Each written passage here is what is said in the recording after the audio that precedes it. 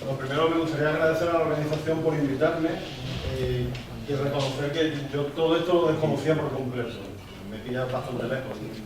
La primera vez que he estado en el País Vasco ha sido este verano de vacaciones, justo en el hotel en el que estoy alojado. He podido volver a ver el mismo hotel, la misma habitación, está exactamente en la misma vertical. Bueno, explicar un poco que mi situación es un poco particular porque yo soy físico, no conozco nada de arqueología, no tengo ni idea de arqueología, pero trabajo con arqueólogos. El problema es que a mí me traen muestras, yo les doy fechas y ellos hacen sus cosas con sus fechas. Por lo tanto, mi participación aquí un poco es explicar una herramienta que espero y creo que puede ser útil en esta situación, pero no puedo dar un juicio acerca de toda esta problemática del yacimiento de Iruña y Abelilla, porque no estoy capacitado, no tengo el conocimiento ni la formación necesaria. Os voy a hablar un poco de dos técnicas de datación, una de ellas bastante más extensa que la datación de carbono 14, fundamentalmente porque es con la que trabajo y es la que domino. Luego voy a hablar de otra técnica de datación y espero ser lo más didáctico posible, porque entiendo que es una cuestión bastante técnica y como en media hora, pues si no se entiende nada, esperemos que pase rápido, ¿no? Vamos a explicar un poco por qué los isótopos radiactivos pueden utilizarse para fechar cosas, por qué los podemos utilizar como relojes en la naturaleza. Uno de los más conocidos, el que casi todo el mundo ha oído hablar, es la datación por carbono 14. Vamos a ver de dónde viene ese carbono 14 y por qué todos tenemos carbono 14 en nuestro cuerpo y todos somos radiactivos. Una cosa que a mí me encanta decir, porque la palabra radiactivo siempre suena terrible y todos somos radiactivos hasta cierto punto. Vamos a ver cuáles son los fundamentos básicos, que en realidad son bastante simples y creo que es muy comprensible. Vamos a ver que una especie de ecuación muy pequeñita esconde muchas trampas, pero afortunadamente la gente lleva 50 años, 60 años trabajando en esto y ha encontrado esas soluciones. Luego vamos a hablar de otros métodos de datación, es conocido como el uranio torio, que son otros elementos radiactivos que existen en la naturaleza, que fundamentalmente nos permite llegar a situaciones mucho más antiguas, cuando hablamos de términos evolutivos, de pues estas cuevas son de hace 800.000 años, o como saben que es de hace 800.000 años, ¿no? El carbono tiene un rango mucho más pequeño. Bueno, los isótopos radiactivos son componentes que existen en la naturaleza. El carbono es un elemento químico que forma parte de la vida y pues existen varios tipos de carbono. Y la diferencia fundamental es que pesan diferente. El carbono 12 pesa menos que el carbono 13, el carbono 14 pesa un poco más. Y otra diferencia muy importante es que el carbono 12 y el 13 están toda la vida sin ningún problema, pero el carbono 14 es radiactivo, se desintegra y se transforma en otra cosa, ¿vale? Y desaparece. Por lo tanto, si tenemos... y desaparece a un ritmo conocido, ¿no? El concepto de semivida lo que nos está diciendo es cómo de rápido o de lento desaparece. Todos los núcleos radiactivos desaparecen con una cierta velocidad diferente en cada caso. Los hay que desaparecen muy lento, los hay que desaparecen extraordinariamente rápido. Y eso lo define la semivida, ¿vale? La semivida es el tiempo que tarda en desaparecer la mitad de lo que hay, ¿vale? Y ese ritmo es constante, es decir, para un isótopo dado, el carbono 14 siempre se desintegra con esa velocidad. No importa que esté formando parte de un compuesto químico, de otro, las condiciones físicas en las que se encuentre, ¿vale? Es una constante. Nosotros tenemos un ritmo conocido, sabemos lo que hay ahora porque lo medimos, si sabemos lo que había antes y sabemos cómo va desapareciendo, tenemos un reloj en realidad, ¿vale? Es decir, es como un vaso de agua, el reloj de agua este que iba perdiendo gota a gota, si sabemos a qué ritmo va perdiendo las gotas, medimos el nivel de agua que hay, sabemos el que había, podemos calcular cuánto tiempo ha pasado, ¿no? Pues en la naturaleza nosotros vamos a utilizar la cantidad de esos isótopos radioactivos que quedan en los materiales para ver cuánto tiempo ha transcurrido. Normalmente lo aplicamos en sistemas aislados, porque si ese elemento entra y sale del elemento que nosotros queremos datar, del objeto que queremos datar, pues va a ser muy difícil, porque no sabemos cuánto ha entrado luego, cuánto ha dejado de salir, ¿no? ¿Vale? El rango de aplicación, ¿hasta cuánto podemos llegar, ¿no? con esto? Pues depende de ese ritmo de desaparición. Si cada X tiempo desaparece la mitad, cuando hayan pasado muchas veces ese X tiempo, no nos queda nada. Por ejemplo, el carbono desaparece la mitad cada 5.700 años. Bueno, pues uno da una idea de que al cabo de 50.000, 60.000 años, la cantidad que queda es tan poca que las cosas se empiezan a volver muy confusas. Ese es el rango de aplicación. No podemos datar cosas mediante carbono 14 que sean más antiguas de 50.000 años. Si hay otra cosa que decae, o sea, que desaparece de un ritmo muchísimo más lento, nos podemos ir a 1 millón de años o 2 millones de años. Vale, esto es una gráfica que explica ese proceso de desaparición. Imaginemos que tenemos al principio 10.000 carbonos 14, pasan 5.700 años y queda justo la mitad. Quedan 5.000. Pasan otros 5.700 años y nos quedan 2.500, que es la mitad de lo que ha habido. O sea, no es una desaparición totalmente lineal, no desaparece siempre la misma cantidad, sino que desaparece la mitad. En este caso, en este periodo de 5.700 años, han desaparecido 2.500. En el primer periodo desaparecieron 5.000.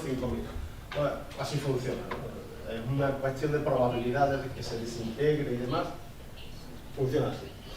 Bueno, pues vamos a ver cómo hacemos con carbono 14. El carbono 14 forma parte de todos los seres vivos porque el carbono 14 sigue la misma química que el carbono en general, y el carbono forma parte de la vida, es la base de la vida. Que, como hemos dicho, desaparece la mitad cada 5.730 años, lo que nos permite movernos en un rango de hasta 50.000 años. Y al hombre, o a la humanidad, le interesan mucho los últimos 10.000 años aproximadamente.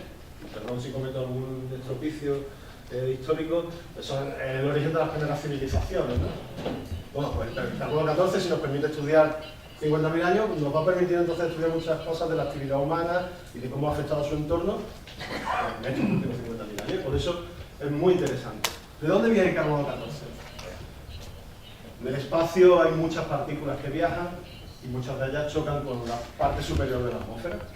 En ese choque se produce otro montonazo de partículas, ¿vale? Que vienen representadas por todas estas líneas. Eso vendría a indicar una partícula que llega, choca, se genera un montón de cosas. Un poco parecido a lo que hacen el famoso CERN de Ginebra, de la búsqueda del bosón de Higgs y tal, que lo que hacen es chocar partículas y se generan un montón de cosas. Por eso se hace naturalmente en la atmósfera. Carbono 14 en concreto, existe el nitrógeno 14, forma parte de la atmósfera. El nitrógeno es un elemento superabundante y si le llega un neutrón, que es una de esas partículas, resulta que se queda con el neutrón pero expulsa un protón. Pues hemos transformado ese nitrógeno 14 en un carbono 14. Y eso está pasando constantemente en las capas altas de la atmósfera. El carbono químicamente es muy reactivo con el oxígeno e inmediatamente se transforma en dióxido de carbono. Por toda la atmósfera se homogeneiza y automáticamente las plantas empiezan a fotosintetizar e incorporan ese dióxido de carbono que puede contener carbono 14 y mucha parte también se intercambia con el mar. Las plantas que lo han fotosintetizado se las comen luego los animales, nosotros nos comemos a los animales y todo eso se equilibra, de modo que toda la biosfera en realidad tiene el carbono 14 que se generó en la atmósfera. Y eso ocurre a un ritmo bastante rápido. Ocurre realmente rápido, o sea, el equilibrio es muy rápido. Bueno, pero los animales se mueren, las plantas se mueren y al final acaban en el suelo, de modo que es todo. O sea, la biosfera realmente es todo, ¿no? ¿Vale? Y los animales marinos, pues por supuesto, pues también tendrán su parte. Entonces, ¿cómo podemos utilizarlo? Tenemos nuestro arbolito que está fotosintetizando, está intercambiando CO2 constantemente con la atmósfera, por lo tanto, hay una situación de equilibrio. La cantidad de carbono 14, la concentración de carbono 14 que tienen los componentes de ese árbol, viene a ser la misma que hay en la atmósfera. Y la que hay en la atmósfera depende de cuánto se esté formando. Ahora el árbol se muere. El árbol se muere y deja de fotosintetizar, por lo tanto deja de incorporar carbono 14. Pero el tronco sigue teniéndolo, el carbono total que hay, mientras está conservado, si se pudre químicamente, pues desaparece químicamente, no lo podemos detectar, pero si se entierra o se queda en un sitio donde se conserve, la concentración de carbono 14 empieza a disminuir, porque el carbono 14 hemos dicho que desaparece, es radiactivo. ¿Vale? Por eso vemos aquí cómo la concentración se representa que va bajando por esa curva que hemos visto antes. ¿Cómo se desintegra? Por curiosidad, pues lo que hace el carbono 14 es que emite otra particulita, un electrón, y se vuelve a transformar en nitrógeno 14, que es a partir de lo que se formó. Pues nosotros podemos determinar la concentración que tiene. Si nosotros llega un momento en que encontramos ese objeto, medimos la cantidad que tiene y si sabemos la que tenía al principio en la atmósfera, pues podemos determinar el tiempo que transcurre.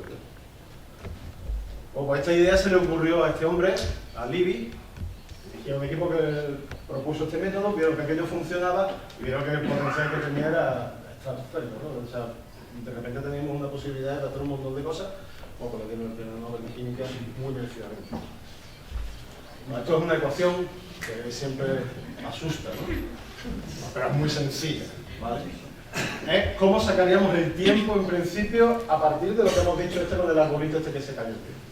La T representa el tiempo.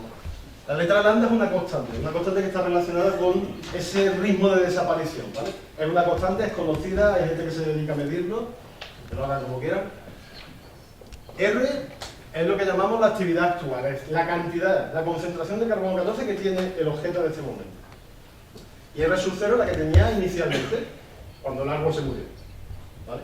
Vamos a hablar con el ejemplo del árbol, que quizá es uno de los más sencillos de entender. Vale. Es muy sencillo, aparentemente, bueno, el logaritmo de periano es una operación matemática, ¿vale? Aparentemente es muy sencillo. Bueno, medimos R, la lambda esta hemos dicho que la conocemos, la cantidad inicial se supone que la conocemos. Bueno, vamos a ver si se supone que lo conocemos, porque con una ecuación tan tremendamente sencilla empiezan a aparecer muchos problemas. Y el problema fundamental es que si conocemos efectivamente esa cantidad inicial, pues no es trivial. Tú puedes conocer la cantidad inicial de un árbol que hay ahora, vas, coges, lo talas, lo mides y lo conoces. Tú estás seguro de que hace 20.000 años había la misma cantidad, los árboles tenían la misma cantidad inicial, si en la atmósfera había la misma cantidad inicial. Además, un árbol de aquí tiene la misma cantidad que en China, Chile, Australia. No parece obvio, ¿no? Es más, ya hilando muy fino, ¿tiene la misma cantidad inicial un árbol que una vaca que la propia atmósfera? ¿No se produce ningún cambio en esa situación de equilibrio? Pues bueno, la respuesta a todas las preguntas, por supuesto para generar todos los problemas posibles, es que no. Ni conocemos la cantidad inicial, ni ha sido constante a lo largo de la historia, ni es la misma en todos los puntos del globo, ni todas las matrices naturales son absolutamente equivalentes. Pero, pues gracias al trabajo hemos ido consiguiendo soluciones. Y voy a ir relativamente rápido, simplemente con que nos quedemos un poco con el concepto, ¿no? Pues es un hecho que materiales que sean coetáneos, pero distintos en composición, no tienen la misma cantidad de inicial. Una concha marina no tiene la misma concentración de carbono 14 que un árbol, y nosotros no tenemos la misma concentración. Son variaciones pequeñas, ¿vale? Pero variaciones pequeñas que a la hora de hacer la datación nos pueden suponer 100, 200 o 300 años de desviación. Y como queremos hacer las cosas bien, tenemos que corregirlo. Eso es lo que se llama fraccionamiento.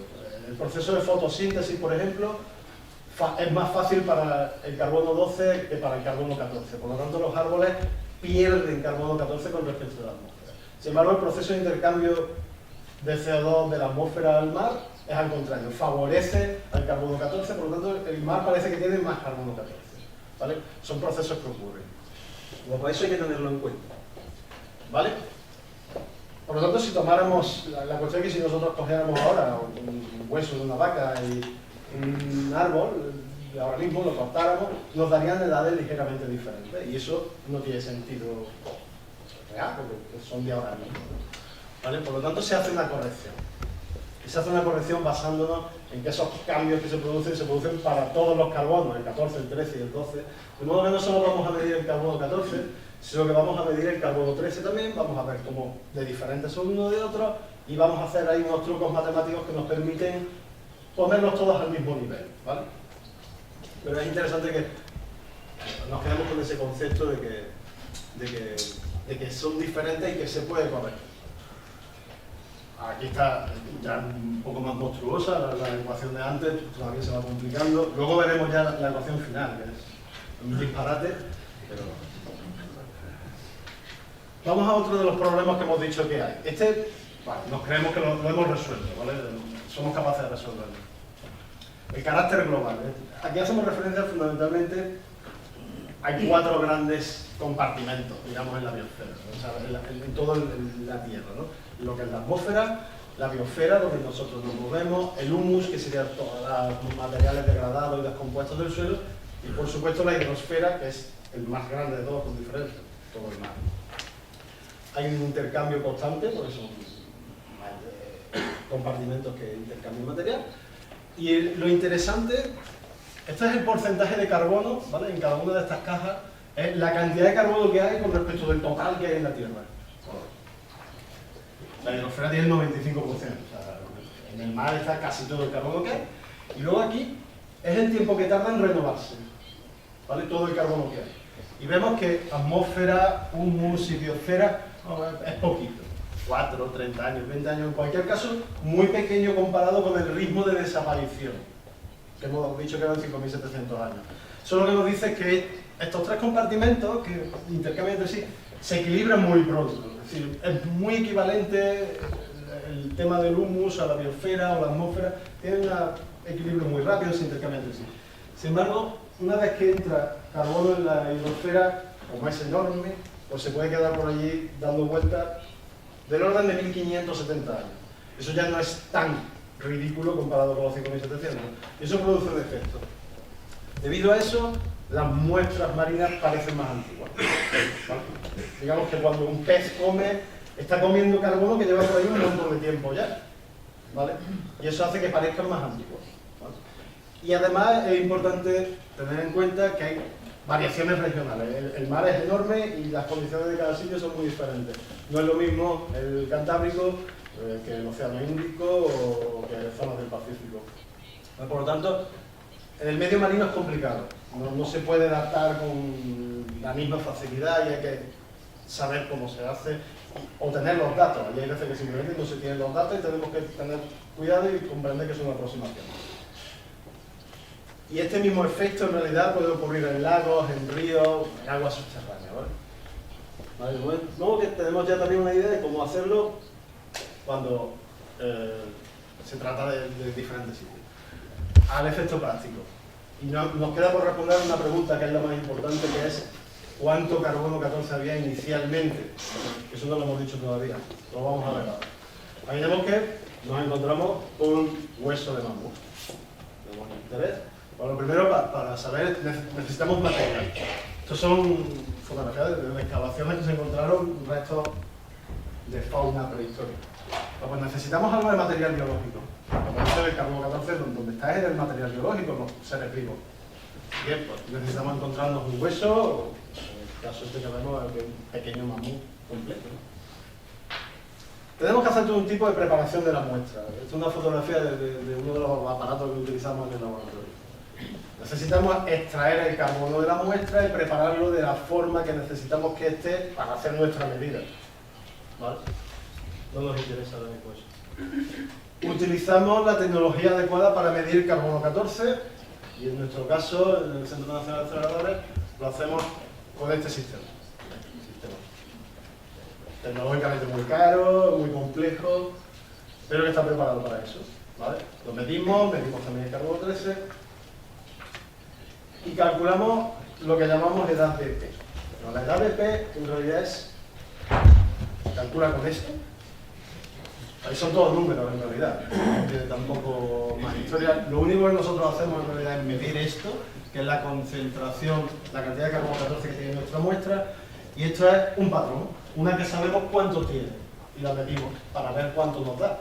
Porque si lo que sabemos que tiene 7 nos da 5, pues sabemos que tenemos que corregir, porque nuestra medida no es absoluta.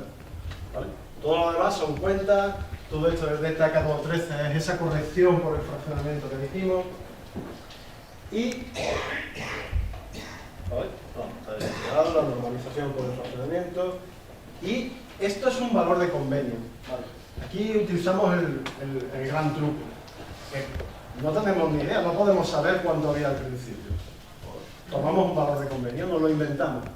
Decidimos tomar como convenio que la cantidad que ha tenido la atmósfera siempre, en toda la historia, es la que había del año 1950.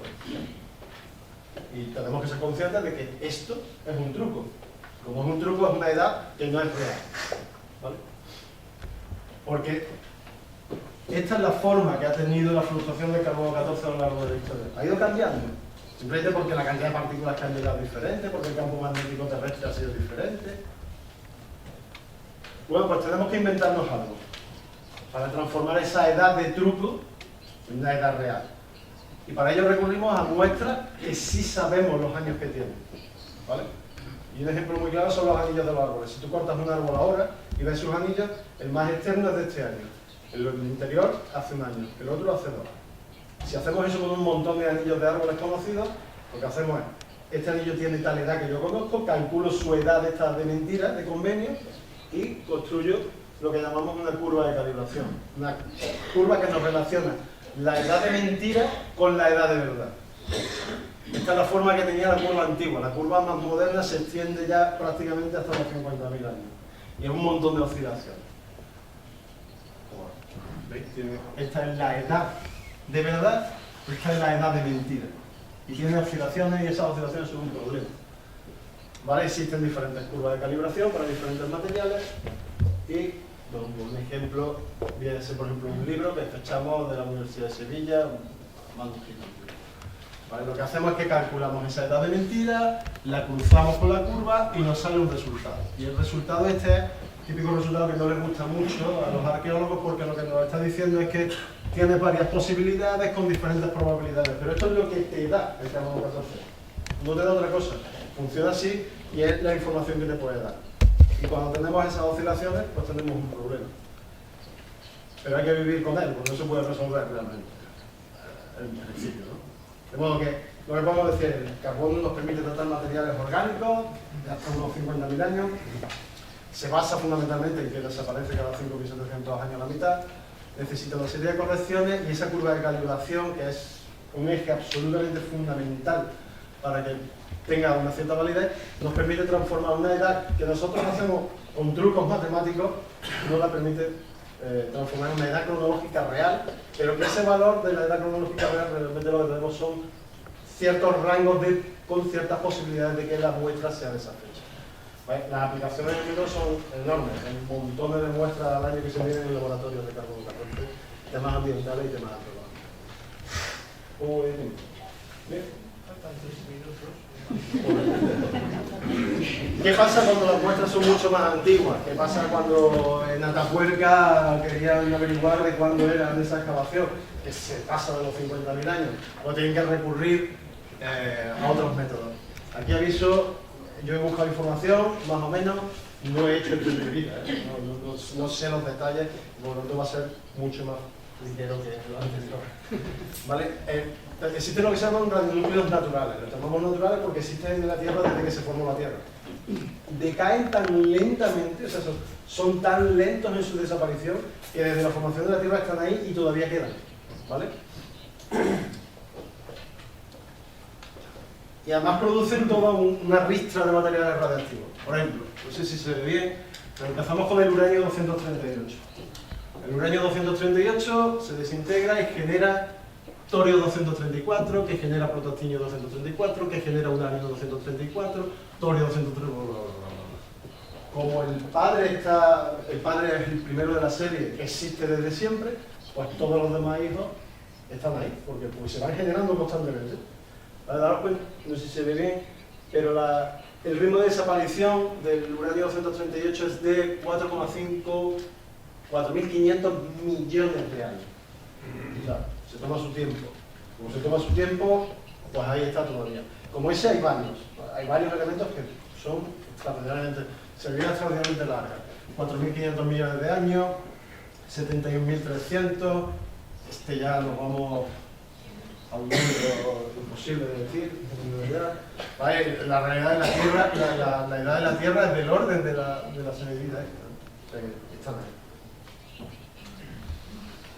Bueno, pues hay una situación que se llama equilibrio secular, en la que cuando ha pasado una serie de condiciones, que el ritmo de desaparición del padre sea mucho más lento que el de los hijos, y haya pasado un tiempo suficiente, se alcanza un equilibrio y la tasa de desaparición de todos ellos es la misma, lo cual no es una, se da por esa circunstancia, ¿no? ¿Vale? Va creciendo, imaginaros un sistema en el que no había el uranio 234, empieza a crecer al principio, ¿vale? No había, se empieza a generar y llega un momento en que la tasa de radiación que emiten es la misma para los dos, para el padre y para el hijo. Eso no nos permitiría, aquí está un poco la clave de cómo se hace el tema este. Si nosotros tenemos una muestra de esta edad, en la que ya se ha alcanzado esta situación, que tú midas el uranio 238 y el 234 no te da ninguna pista, porque todas las edades estas tienen la misma situación, tienen lo mismo. Pero si estamos en una situación como esta, hay un desequilibrio entre uno y otro y podemos aprovechar ese desequilibrio para saber cuánto tiempo lleva esa situación. Es decir, nosotros, si medimos en un sitio que no hay absolutamente nada de uranio 234, es porque no ha pasado nada de tiempo. Pero si hay esta cantidad es porque ha pasado este tiempo. ¿Vale? Esa es un poco la idea. Entonces, eso es bastante aplicable en situaciones de cuevas de carbonato para datar estalactitas, estalagmitas y situaciones y ese tipo de formaciones, ¿vale? En las que se ha roto el equilibrio y empieza de nuevo la situación inicial. Vale, bueno. Hay un método que es el del uranio torio, que si las ecuaciones de antes eran malas, pues está peor, ¿no? Pero la idea al final es que medimos el uranio 238, medimos el uranio 234, medimos todo lo medible y con esa ecuación podemos hacer pues, unos ciertos trucos. Podemos hacer unos métodos numéricos, podemos hacer un método gráfico y averiguar un poco la edad, ¿vale? Todo esto es extraordinariamente simplificado y a pesar de eso es un poco lioso, por lo cual mejor nos quedamos en esto, ¿vale? Y se pueden dar edades con errores del orden de los 20% aproximadamente. El gráfico que se saca es este. Imaginemos una situación en la que nosotros medimos todos estos elementos, medimos esto y nos vamos al gráfico, vemos dónde está y la línea nos dice la edad que ha transcurrido, el tiempo que ha transcurrido desde la formación de ese elemento, ¿vale? ¿Qué utilidad tiene este método? Pues nos permite datar restos que no sean orgánicos. No es fácil encontrar cosas orgánicas de muchísima edad, ¿no? Porque se van degradando. Tiene una aplicación que va desde los 2.000, 3.000 años hasta los 350, 400.000 años aproximadamente. Porque luego se alcanza ese equilibrio y vuelve a ser indistinguible. Y bueno, decir que existen algunos otros métodos más, pero con esto creo que ya vamos servidos. Muchas gracias y os presento a la nueva máquina que tenemos en el Centro Nacional de Aceleradores, que es con la que vamos a hacer a partir de ahora las rotaciones, que es una versión más pequeñita de la que tenemos.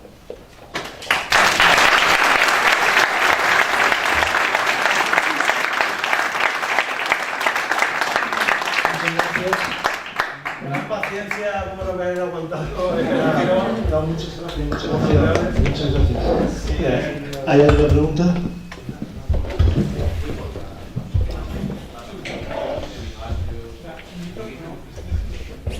Las últimas técnicas de uranio torio, ¿qué? La fertilización de aminoácidos. No conozco eso de los aminoácidos, no lo conozco. Es una técnica, ¿no?, de la fertilización. Yo no la conozco tampoco, porque no soy físico, que se estaban utilizando actualmente en sustitución de carbono. Y es los aminoácidos y un sistema, no te puedo explicar, ¿no? Sí, pero... Curiosidad, orgánico, para hueso. Para material Sí, orgánico. exactamente. Nosotros en hueso podemos decir 100 años, 150, 500, 600. Tenemos que irnos a un millón o etcétera. Y se hace población de no sé si tú sabías la técnica que se sustituye en algo. Es que no sé ni lo que van a decir. Sí, yo Para, quería... o no, como voy a hablar ahora, yo intentaré explicar un poco lo que... Yo quería decir que aquí hay unos depósitos de carbonato cálcico encima de algunos graffiti que quizá pudieran ser analizados por la serie uranio torio. En cuanto a ver la datación que tienen esos depósitos, a mí me parece que se podía. No sé. ¿Tú no has visto las piezas? No he utilizado nunca la técnica de uranio torio. No sé en qué situaciones es realmente aplicable y cuándo puede ser problemático. Vale, ¿alguna pregunta más? Sí.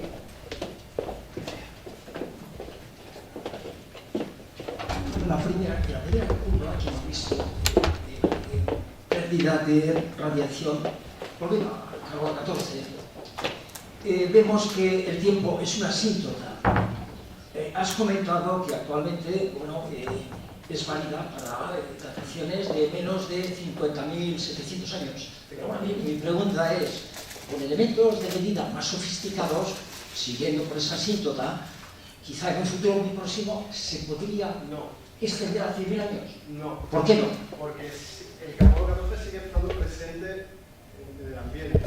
Tú tienes que tratar la muestra en un laboratorio. Es absolutamente imposible evitar la entrada de cierta cantidad de carbono 14 en la muestra mientras la procesa. Esas muestras, nosotros utilizamos muestra blanco como control. Como muestra blanco podemos utilizar un mármol. Un mármol es una piedra de edad geológica que puede tener millones de años y por lo tanto en su estructura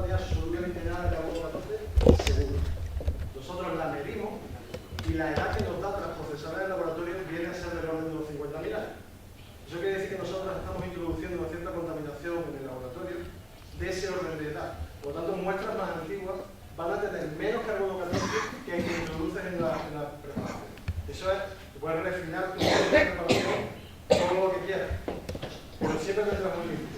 Está muy claro. Muchas gracias.